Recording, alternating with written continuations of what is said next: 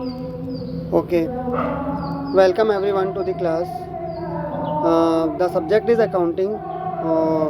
First, I will discuss about the accounting meaning and definition of accounting. So, what is accounting? Accounting is an art of recording, classifying, summarizing the transaction which are in terms of money and interpreting them. So, we will record the transaction, we will classify the transaction, then we will interpret them and will communicate. But only those transactions which are in terms of money, which are related to money only that will be find place in the account, nothing else will be find in the place of the account. So it is necessary that the transactions are should be financial and money related, then it will take a place in the case of accounts. Okay, now I will discuss about the nature of accounting. So first, the nature of accounting is recording of transaction. The recording of transaction is done in the book known as journal. Journal is the book in which all the transactions are recorded in a chronological order. Okay. Next, after recording, there is a classification. The classification of transactions. So the classification is done in the book known as ledger. We will classify the transaction. For example, there are number of transaction. We will classify into a particular account, that is known as the classification, and the classification is done in the book known as ledger. After recording and after the classification, next next will be the summarizing. We will summarize the transactions, and for that and we will summarize the transaction we will summarize the transactions in a trial balance. Okay, trial balance is the summary of all the accounts. We will prepare the trial balance for the summarization of for the summary of accounts, and on the basis of trial balance we will use to prepare the trading account, profit and loss account, and balance sheet.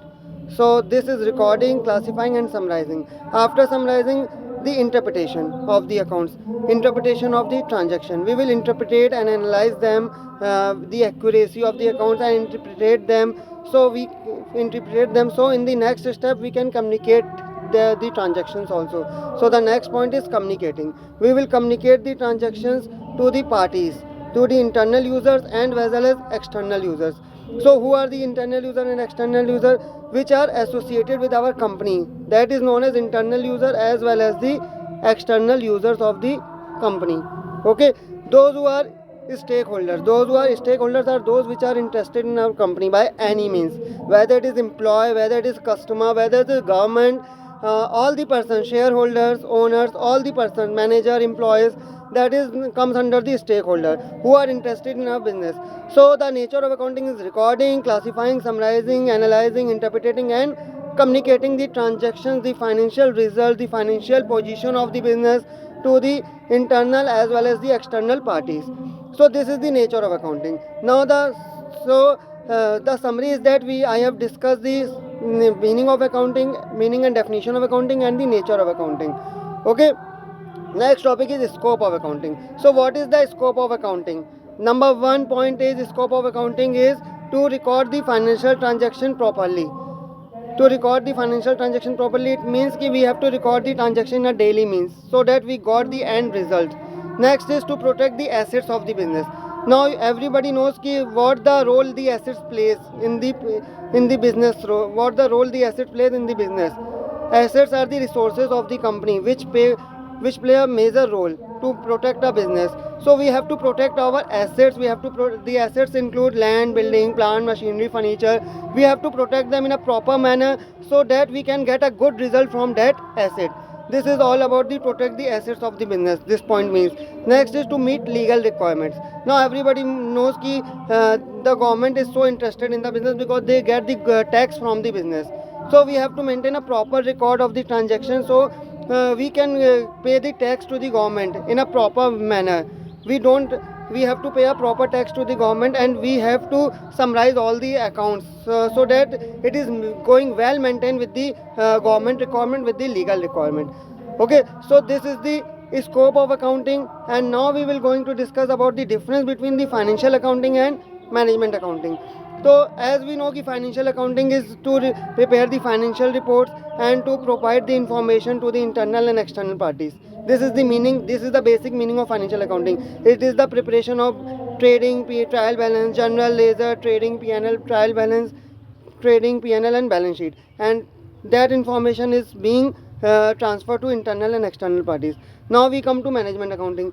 Management accounting is related to the providing information to the manager, and that information is related to the planning, decision making. This is all the information which we provide to the manager time to time to assist them, to help them in the business for taking a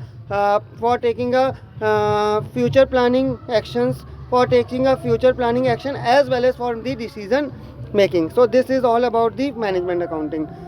And now we will discuss how we get the financial recording is historical in nature, and the management accounting is futuristic in nature. So this is the major difference between the financial accounting and management accounting. The next topic is accounting principles, gap. So what is accounting principles? Accounting principles are gap, generally accepted accounting principles. These principles are generally accepted by all the accountant to make their business properly, to make their transactions in a proper way.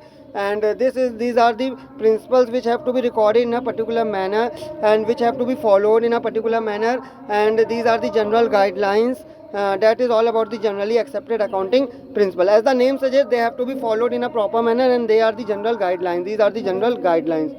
Okay, so now after the gap is divided into two parts: accounting concepts and accounting conventions.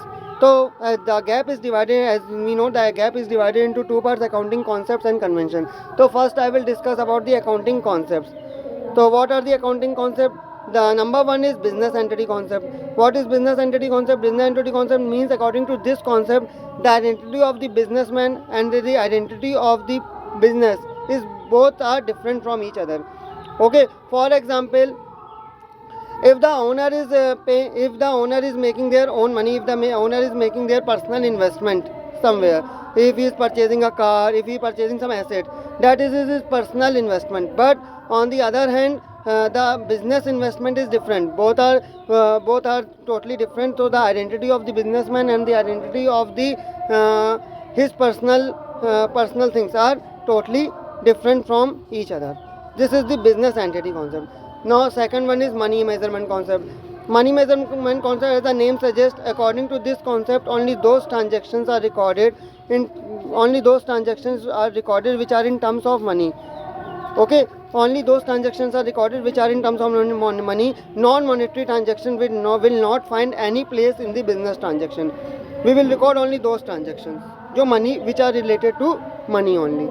Okay, next topic is business entity money measurement going concern concept. So what is going concept? According to this concept, any businessman, when open a business, they open the business with that prediction that the business will go long term in the future. Business will go long term in the future. Nobody will start the business that today will start the business and end up the business. Nobody will start the business with that prediction. Everybody used to start with the prediction that we will continue the business forever. Okay, forever we will sustain the business, forever we will make the profit in the business. That is called the going concern concept. Now the next concept is dual accept concept.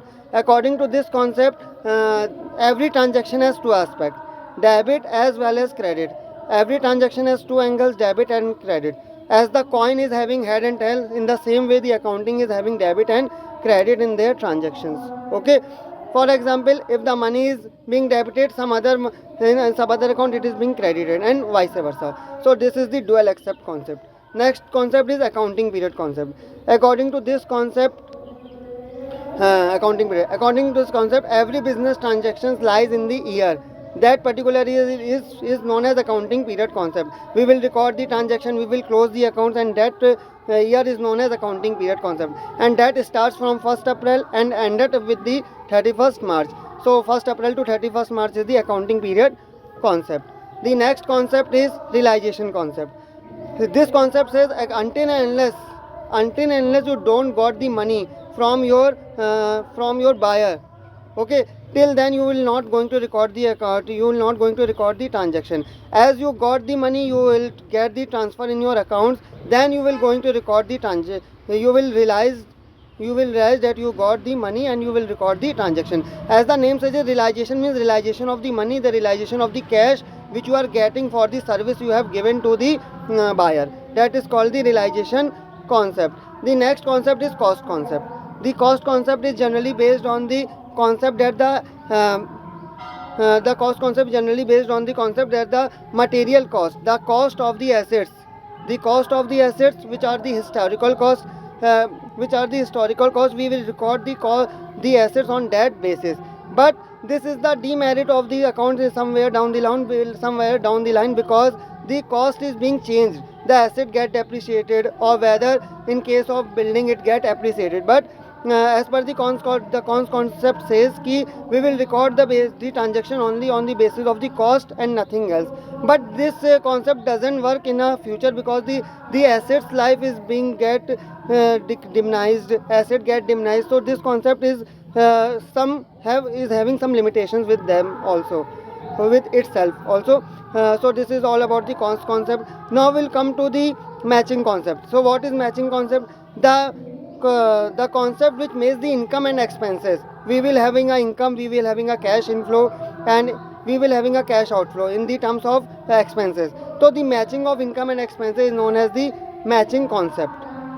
So this is all about the matching concept. Now we will discuss this is the accounting concept. Now we will discuss about the accounting conventions. So what is the accounting concept? The number one is consistency. So what is consistency? If any businessman is following the same rule throughout the whole year, that is called consistency. For example, if any businessman is following a diminishing balance method for providing a depreciation to their asset, 1 year, second year, third year, they are following the same method. So this is known as the consistency. In this we are following the same method for any of the assets, or for any of the programs, for any of the things we are following the same method. That is called the consistency. Okay. For example, if any student is getting the same marks throughout all the semester from first to sixth semester, that is called consistency in his performance. In the same way, the businessman is following with the same rule, that is called the consistency. Now the next method is conservatism. Conservatism, as the name suggests, is related to the old thinking. If you are thinking something old, that is called the conservative. In the terms of accounting, the conservative means the accountant is more prospects about the losses which he is getting. He is not making the good investment in terms of profit. If he is getting the profit, he has to make the investment of that profit. But he is just arranging the profit, he is just managing the profit, but he is not taking any risk in terms of the profit which he is getting. He is just making a provisions about the losses. He is not making any profits sense which is helpful for his business in the future prospect. So this is the conservatism. Next is conservative consistent disclosure. Disclosure means we have to provide the full information to the internal user and the external user. That is known as the full disclosure of the account. For example, you are preparing the balance sheet. As we know, the balance sheet is being published in the leading newspaper, Times of India, Hindustan Times. Every company has to publish their balance sheet. So on that basis, we get the internal and external parties get the information about the financial reports which the company has preparing at that time. Is it the full disclosure? As the name says, it disclose. What disclose?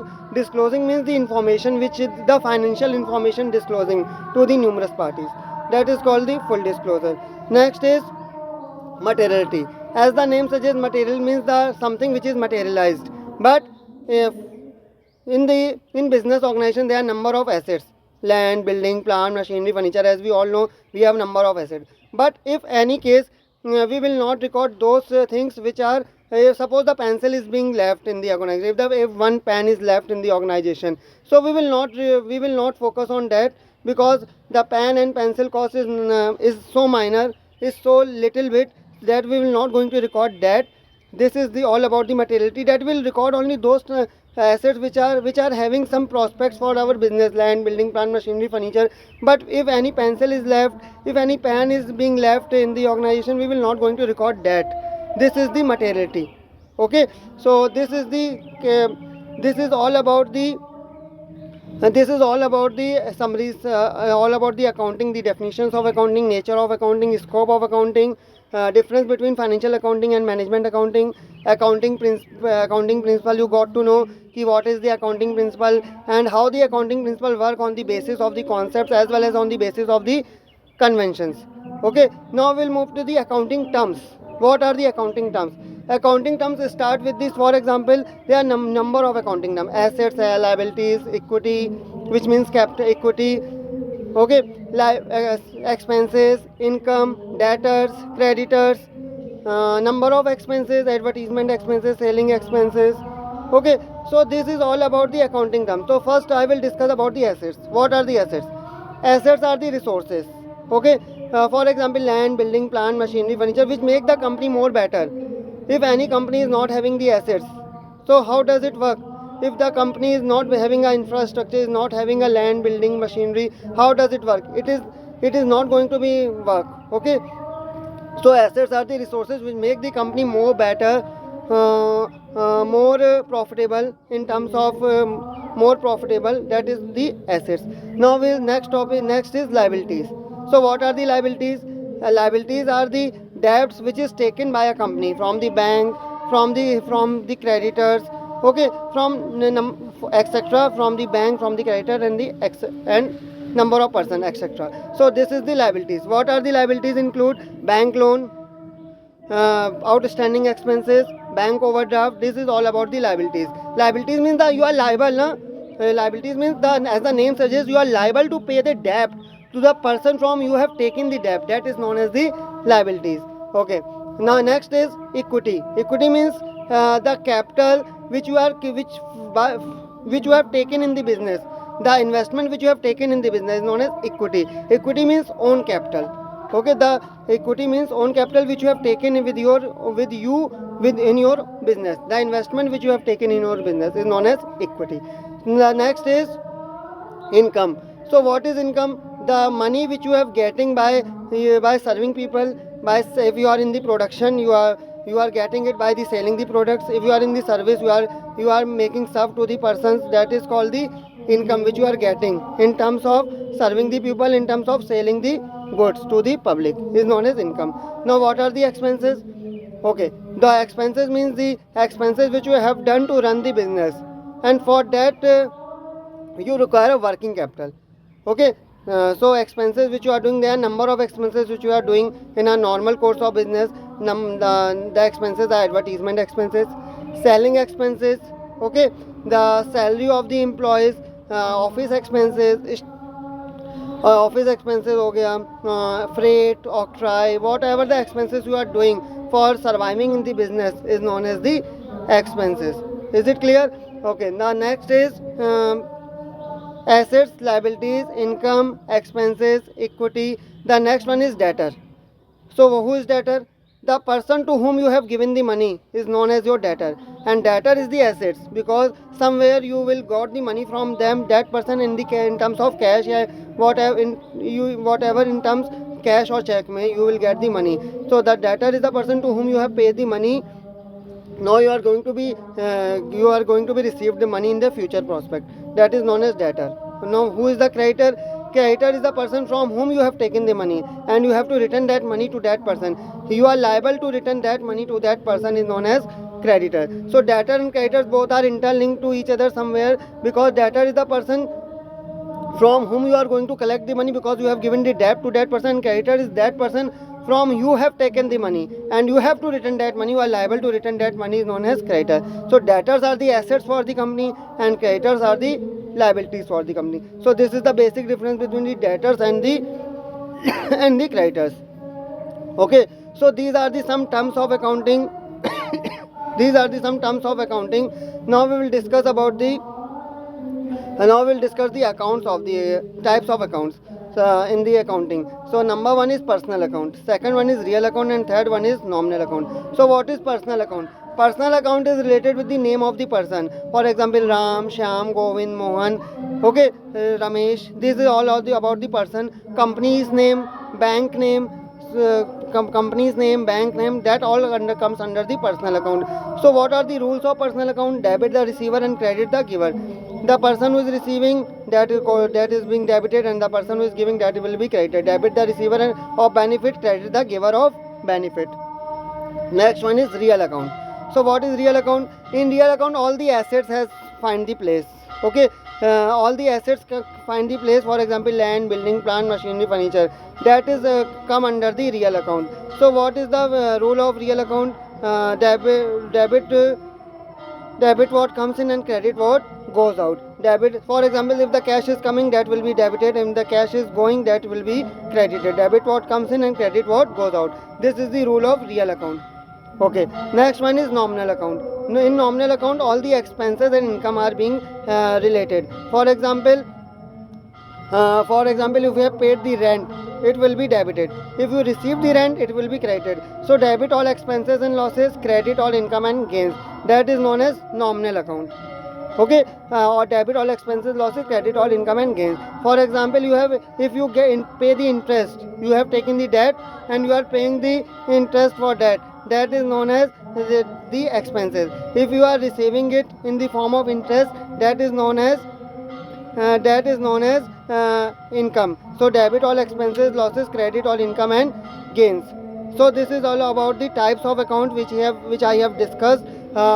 Next I will discuss in the later on in the next class. Thank you from my side. Okay, thank you from my side. Okay.